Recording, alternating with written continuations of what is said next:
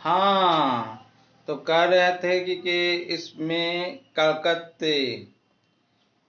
करकत रीतर एवं अप्रदान में अंतर बताना है। करकत एवं अप्रदान में अंतर बताना है। डिफरेंस बिटवीन लीतर, करकत का एक दूसरा नाम लीतर होता है, हिंदी नाम लीतर, अंग्रेजी में हिंदी में करकत, अंग्रेजी में लीतर कहते हैं। और अपरद, अपरद को दीत्राइतस कहते हैं, दीत्राइतस, अपरद को दीत्राइतस कहते हैं, है ना। अपरद को क्या कहते हैं? दीत्राइतस कहते हैं। अपरद को दीत्राइतस कहते हैं। तो ही लीतर या करकत, लीतर या करकत, लीतर या करकत। और अपरद माने दीत्राइतस में अंतर बताना है। तो इसके अंतर को शुरू करते हैं। यह भूमि की ऊपरी सतह पर पाए जाने वाले जीवधारियों का, ऊपरी सतह पर पाए जाने वाले या ऊपरी सतह पर पाए जाने वाला जीवधारियों का बिना अपघटित हुआ मृत पदार्थ, जीवधारियों का शुष्क बिना अपघटित हुआ मृत पदार्थ, जो मृत पदार्थ अभी सूखा है, सड़ा नहीं है, है ना, मृत पदार्थ जैसे पत्ते, सार, पुष्प, गोबर आदि मृत पादप एवं प्राणियों के अवशेष आदि या भूमि पर की सतह पर पाया जाता है। कहाँ पाया जाता है? भूमि की सतह पर पाया जाता है। जाने वाला पदार्थ, जाने वाला पदार्थ मृदा की ऊपरी, मृदा की ऊपरी ओ स्तर लीतर से बनता है। मृदा की सबसे ऊपरी ओ स्तर लीतर से बनता है। मृदा की सबसे ऊपरी ओ स्तर लीतर से बनता है। अप्रदा, अप्रदा, अप्रदा कहते हैं देतराइट्स, अप्रदा कहते हैं देतराइट्स को, अप्रदा कहते हैं देतराइट्स को। कहता है यहाँ मृदा में पाए जाने वाला, यहाँ मृदा में पाए जाने वाले पादप प्राणियों का विघटित अवशेष, विघटित अवशेष मतलब जिसका अपघटन क्या हुआ हो, विघटित अवशेष है। यह विघटित अवस्था होने के कारण पादपों के लिए उपयोगी होता है। पादपों के लिए क्या होता है? उपयोगी होता है। एक केचुआ के जैसे अपरदारी, केचुआ जैसे अपरदारी जीव की उपलब्धता होता है, जो मृदा की उर्वरता को फर्टिलाइज बढ़ाता है। जो मतलब कि कहने का तात्पर्य हुआ कि जो सूखा है और जो सूखा है और जो गिरा हुआ है धरती पर, जैसे पत्ता, गोबर, सार, है ना, जिसका सड़ा नहीं, गला नहीं, उसी को कहते हैं लीतर, करकत। और जो उसको सड़ गया, गल गया, जिससे मिट्टी बना, मिट्टी उपजाऊ हो गया, जिससे अब पौधा ले सकता है, अपना उपयोग कर सकता है, जिसमें एक केचुआ हेल्प करता है सड़ाने और गलाने में, उसे कहते हैं अपरद, डिट्राइटस। लीटर और डिट्राइटस में अंतर है, लीटर और डिट्राइटस में अंतर है। अब आ जाओ, आपको पढ़ना है लीटर डिट्राइटस में तो अंतर हो गया। आपको पढ़ना है प्राथमिक तथा द्वितीयक उत्पादक में अंतर। प्राथमिक एक उत्पादक होता है, एक द्वितीय उत्पादक होता है, उत्पादकता। प्राथमिक उत्पादकता में पेड़ पौधा आ जाता है ना। द्वितीय उत्पादकता में के नया कार्बनिक पदार्थ जो है मानव द्वारा बनाया हुआ रहता है, जिसे मानव लोग सेवन करते हैं। तो प्राथमिक तथा द्वितीय उत्पादकता में अंतर क्या है? Difference between primary and secondary product BT, difference between primary and secondary product BT. तो यहाँ पर बताया जा रहा है कि प्राथमिक उत्पादकता प्राइमरी प्रोडक्टिविटी, सेकेंडरी उत्पादकता सेकेंडरी प्रोडक्टिविटी में अंतर हम बताने जा रहे हैं, है ना। प्राइमरी उत्पादकता और सेकेंडरी उत्पादकता में हम अंतर बताने जा रहे हैं। तो कहता है कि हरे पौधे प्राथमिक उत्पादकता, हरे पौधे प्राथमिक उत्पादकता प्रकाश संश्लेषण के फलस्वरूप बनने वाले कार्बनिक पदार्थ, कार्बनिक पदार्थ प्राथमिक उत्पादकता कहलाते हैं। कहता है प्राथमिक उत्पादकता किसको कहते हैं? तो हरे पौधे प्राथमिक उत्पादकता होते हैं। हरे पौधे जो है प्राथमिक उत्पादकता होते हैं। प्रकाश संश्लेषण के फलस्वरूप बनने वाली कार्बनिक पदार्थ, प्रकाश संश्लेषण से के फलस्वरूप बनने वाली कार्बनिक पदार्थ प्राथमिक उत्पादकता कहलाते हैं। प्राथमिक उत्पादकता कहलाते हैं। हरे पौधे का स्तर जैव भार के हरे पौधों के स्तर जैव भार के उत्पादन की दर प्राथमिक उत्पादकता कहलाती है।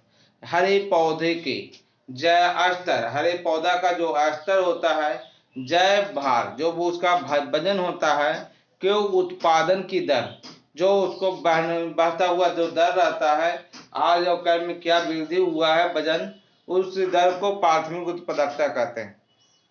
इसकी मात्रा अधिक होती है।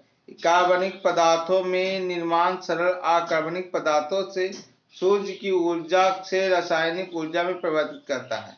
पौधा जो है सूर्य की ऊर्जा को रासायनिक ऊर्जा में परिवर्तित करता है। एक निश्चित समय विधि के में प्रति इकाई क्षेत्र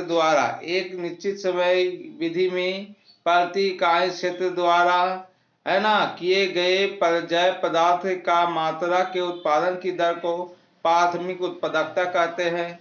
प्राथमिक उत्पादकता का जो आपका इकाई है वो क्या है, तो जी आपका है बाई आर हो गया आपका, ये सब है। जिससे कि प्राथमिक उत्पादकता जो है आपका ग्राम में रहेगा, मीटर स्क्वायर में रहेगा और साल में रहेगा।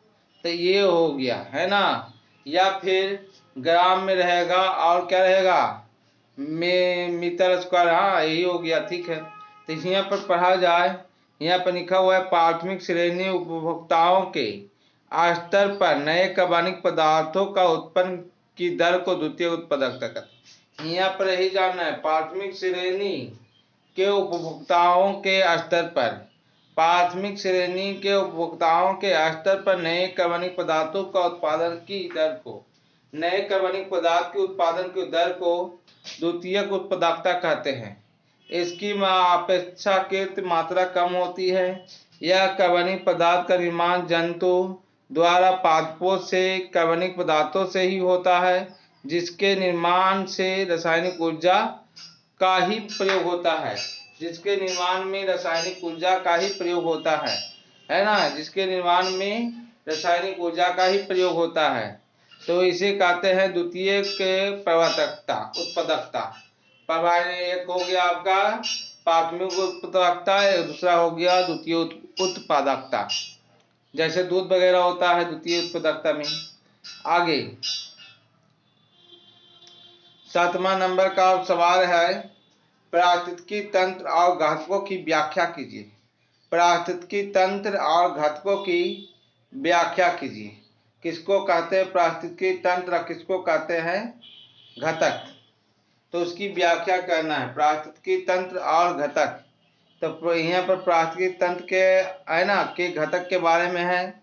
कंपोनेंट ऑफ इकोसिस्टम, पारिस्थितिकी तंत्र का अंग्रेजी इकोसिस्टम होता है। कंपोनेंट घटक का अंग्रेजी होता है। ऑफ में का होता है ना। तो पारिस्थितिकी तंत्र मुख्यतः दो घटक होते हैं, एक तो होता है जैविक घटक और दूसरा होता है अजैविक घटक। तो पारिस्थितिकी तंत्र का मुख्यतः दो घटक होते हैं, जैविक घटक और अजैविक घटक। अब जैविक घटक को बायोटिक कंपोनेंट कहते हैं, जैविक घटक को अबायोटिक कंपोनेंट कहते हैं।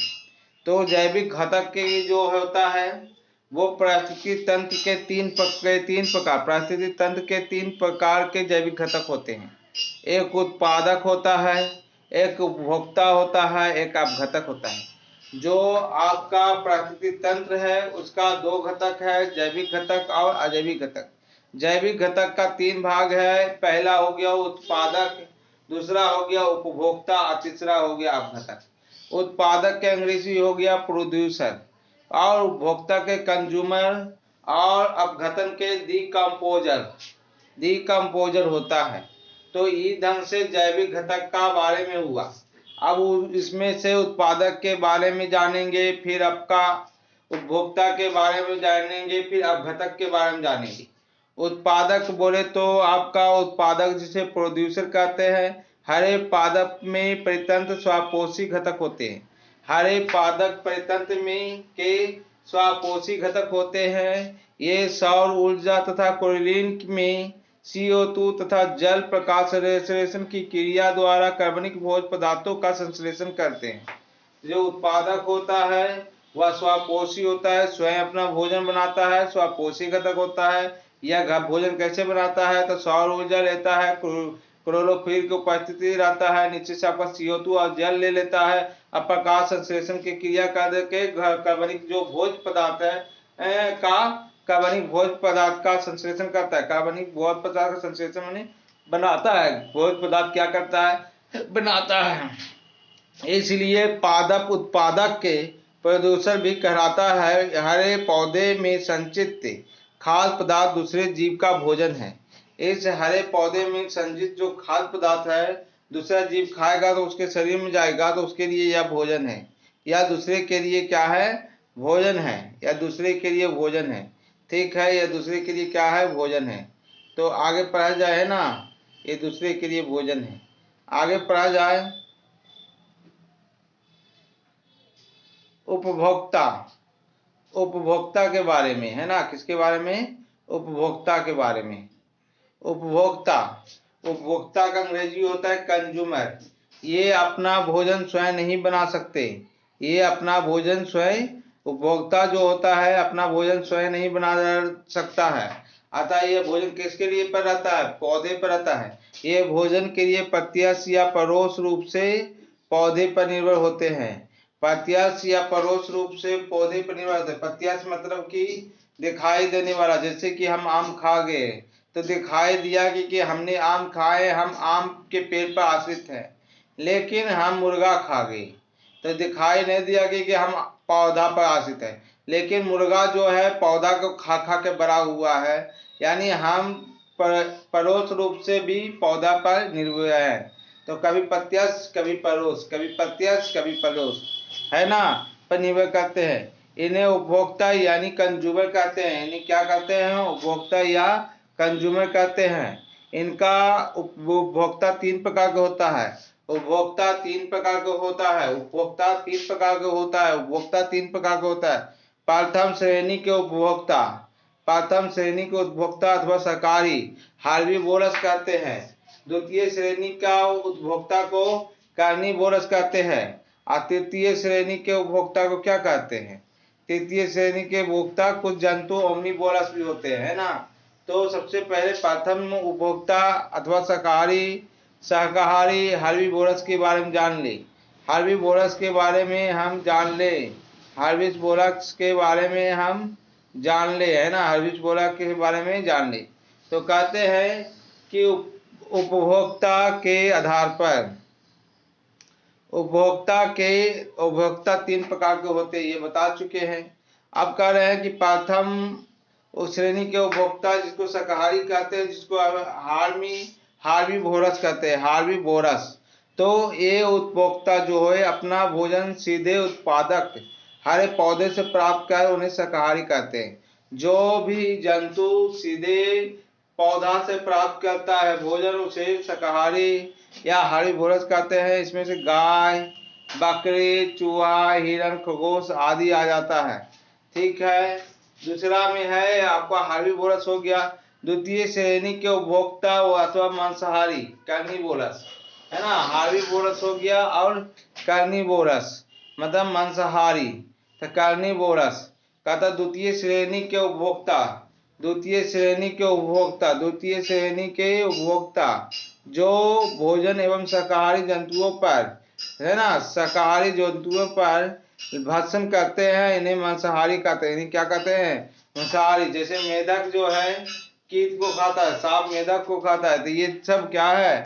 मांसाहारी है। इसी को कहा गया द्वितीय श्रेणी के द्वितीय श्रेणी के उपभोक्ता, द्वितीय श्रेणी के उपभोक्ता। तृतीय श्रेणी के उपभोक्ता, तृतीय श्रेणी के उपभोक्ता द्वितीय श्रेणी के उपभोक्ता से भोजन प्राप्त करते हैं, है ना। पहला श्रेणी का उपभोक्ता जो था पेड़ पौधा से भोजन प्राप्त करता था। द्वितीय श्रेणी का जो उपभोक्ता है प्रथम श्रेणी के उपभोक्ता से भोजन प्राप्त करता है। और तृतीय श्रेणी के जो उपभोक्ता है द्वितीय श्रेणी के उपभोक्ता से भोजन का प्राप्त करते हैं। जैसे आपका शेर हो गया, आपका चीता हो गया, बाज हो गया, है ना, ये सब दूसरे श्रेणी के भोजन से प्राप्त करते हैं। कुछ जंतु सर्वाहारी होते हैं। ओमनीबोलस, ओमनीबोलस बोले तो सर्वाहारी, ओमनीबोलस बोले तो सर्वाहारी, ओमनीबोलस बोले तो सर्वाहारी। ये पौधे और जंतुओं से भोजन प्राप्त कर सकते हैं। ये पौधे और जंतुओं से भोजन प्राप्त करते हैं, जैसे कुत्ता बिल्ली मनुष्य आदि, कुत्ता बिल्ली मनुष्य आदि, ये सभी जो है ना, ये सभी जंतुओं से भोजन प्राप्त करते हैं। ये सभी जंतुओं से भोजन प्राप्त करते हैं।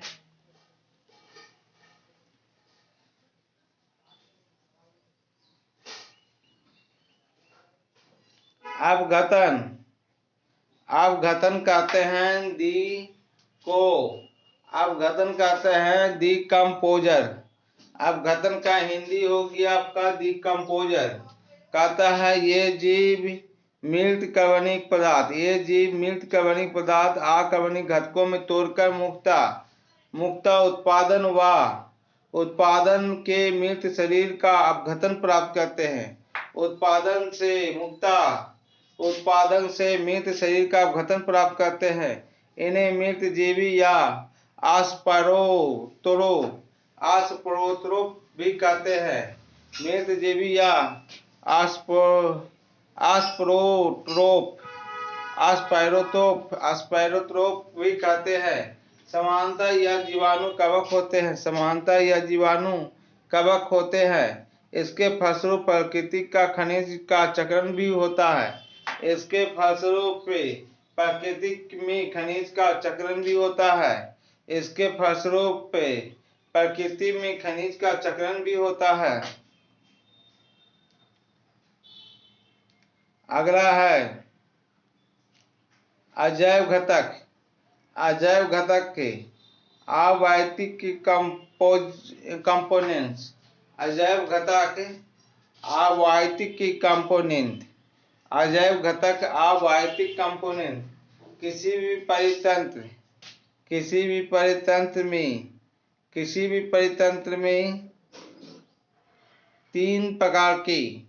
परितंत्र में तीन भागों में विभाजित किया जाता है। अजैविक है ना, किसी भी परितंत्र में के अजैविक घटक तीन भागों में विभाजित किया जाता है। जैविक घटक को 3 भागों में विभाजित किया गया था। अजैविक घटक को भी 3 भागों में बांटा गया है। जैविक घटक को उपभोक्ता था और उत्पादक था, उपभोक्ता था और अपघटक था। उत्पादक, उपभोक्ता, अपघटक। तो उत्पादक में तो पेड़ पौधा आ जाता था। उपभोक्ता को 3 श्रेणियों में बांटा गया था, है ना, प्रथम उपभोक्ता, द्वितीय उपभोक्ता और तृतीय उपभोक्ता। और यहाँ पर पढ़ा जा रहा है कि अजैविक घटक को भी 3 भागों में बांटा जाता है। अवैयक्तिक कंपोनेंट किसी तंत्र में पहला हो गया जलवायु घटक। जलवायु घटक निर्दीय कारक अकार्बनिक पदार्थ। तो कहते हैं अजैविक घटक को, है ना, 3 भागों में विभाजित किया जाता है। आवासादा 4 भागों में। निर्दीय का जलवायु घटक, निर्दीय कारक और अकार्बनिक पदार्थ और पदार्थ। अकार्बनिक पदार्थ और पदार्थ, कार्बनिक पदार्थ और अकार्बनिक पदार्थ। तो जलवायु घटक हो गया जल और मृदा, है ना, और आपका हो गया अकार्बनिक पदार्थ, कार्बनिक पदार्थ। तो शुरू किया जाए तो कहते हैं जलवायु घटक के क्लाइमेट कंपोनेंट ताप, प्रकाश, आर्द्रता और वायु को कहते हैं। ताप, प्रकाश, आर्द्रता, वायु आदि को कहते हैं जलवायवीय घटक। जलवायवीय घटक कौन कौन होते हैं? तो ताप होता है, प्रकाश होता है, आर्द्रता होता है। जलवायु घटक कौन कौन होते हैं? ताप, प्रकाश, आर्द्रता, वायु, है ना, ताप, प्रकाश, आर्द्रता, वायु आदि। आप कहते हैं मृदीय कारक कौन होते हैं? तो मृदीय कारक हो गया मृदा का पीएच मान, मृदा जल, मृदा वायु। मृदीय कारक हो गया पीएच मान, मृदा जल, मृदा वायु। मृदीय कारक हो गया पीएच मान, मृदा जल और मृदा वायु। अकार्बनिक पदार्थ को कहते हैं इनऑर्गेनिक सब्सटेंस। अकार्बनिक पदार्थ को कहते हैं इनऑर्गेनिक सब्सटेंस। अकार्बनिक पदार्थ को क्या कहते हैं? कार्बनिक को ऑर्गेनिक, तो अकार्बनिक को इनऑर्गेनिक। अकार्बनिक को कहते हैं इनऑर्गेनिक सब्सटेंस। अकार्बनिक को कहते हैं इनऑर्गेनिक है ना, इनऑर्गेनिक सब्सटेंस। जल, खनिज, आयन आदि। जल, खनिज, आयन आदि ये विभिन्न चक्रों के माध्यम से जैव जगत में प्रवेश करते हैं। ये विभिन्न चक्रों के माध्यम से जैव जगत में प्रवेश करते हैं। कार्बनिक पदार्थ ऑर्गेनिक सब्सटेंस। कार्बनिक पदार्थ ऑर्गेनिक सब्सटेंस। अपरद, अब यहाँ पर जो है कि आपको मृदीय कारक बता दिए, मृदा का है ना पीएच मान। आप बताएं अकार्बनिक में जल, खनिज, आयन होते हैं। अकार्बनिक पदार्थ में जल, खनिज और आयन होते हैं। ये विभिन्न चक्रों के माध्यम से जैव जगत में प्रवेश करते हैं। कार्बनिक पदार्थ जो होता है ऑर्गेनिक सब्सटेंस। कार्बनिक पदार्थ जो होता है ऑर्गेनिक सब्सटेंस।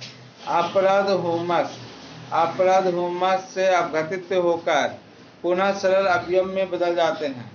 पुनः सरल अवयव में अपरद हुमस, अपरद हुमस है ना से आदि से अपघटित होकर है ना, सर कर अपघटित होकर है ना पुनः सरल अवयवों में क्या होते हैं? बदल जाते हैं। अब आ जाओ अजैविक घटकों की कार्यात्मक दृष्टि से अजैविक घटक। कार्यात्मक दृष्टि से अजैविक घटक दो भागों में विभाजित किए जाते हैं। कार्यात्मक दृष्टि से अजैविक घटक दो भागों में विभाजित किए जाते हैं। कार्यात्मक दृष्टि से अजैविक घटक दो भागों में बांटे जाते हैं। पहला हो गया